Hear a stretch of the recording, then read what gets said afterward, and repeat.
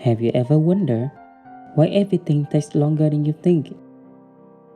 For example, when you need to go on a date at 8 tonight, as it usually takes you just 30 minutes to travel the same distance, you decide not to hit the road until it is 7:30. And at the end, you get there late because you run into a traffic jam. Or when your boss assigns you to finish the report before Friday, even though you carefully calculate the time you need to get it done, you still submit the work late because some unexpected issue happens. It seems like there is some mysterious force that is toying with our plan. That mysterious force had a name. It is called Planning Fallacy. The planning fallacy is a phenomenon in which prediction about how much time we need to complete a task is not correct. The planning fallacy was first proposed by Kahneman and Tversky in a study in 1979. Then, in 2003, Lovallo and Kahneman proposed an expanded definition that the planning fallacy results in not only time overruns but also cost overrun and benefits shortfall. There are 4 causes of planning fallacy: time pressure, optimism bias, encouraging bias, and self-serving bias. Under high-pressure environments like organization or university, we are usually given so little time to make decisions. Therefore, there is not enough time for us to have a wider view of our plan. The second cause, optimism bias, happens because we tend to have optimistic expectations of the work and the people, so we ignore the bad situation that might happen when we do our planning.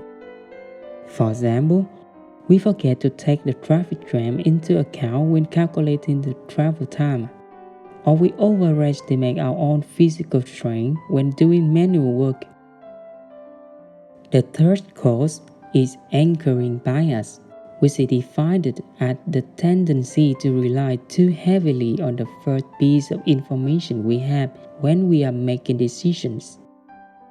For example, if the first information we have say it could take 30 minutes to go from A to B, we will anchor to the plan we make based on that information and skip the checking for unexpected changes. And the last cause of planning fallacy is self-serving bias. It happens because we do not properly recognize our own responsibility for past mistakes.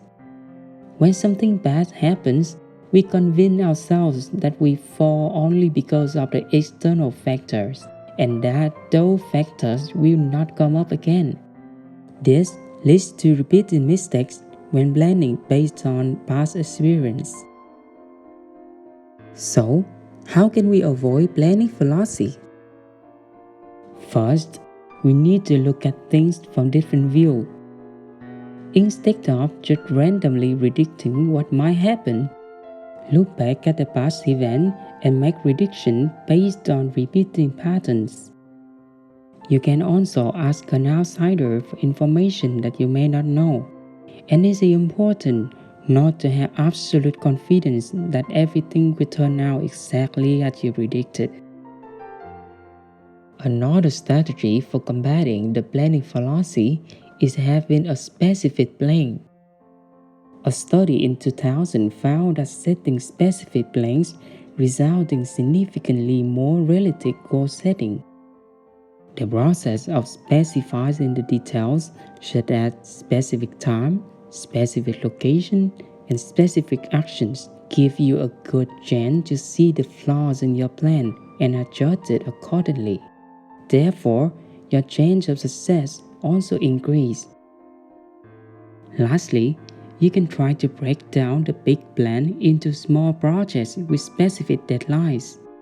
This way, you can track the process, and if there is a delay at a certain stage, you can promptly adjust it to meet the deadline before it becomes too late.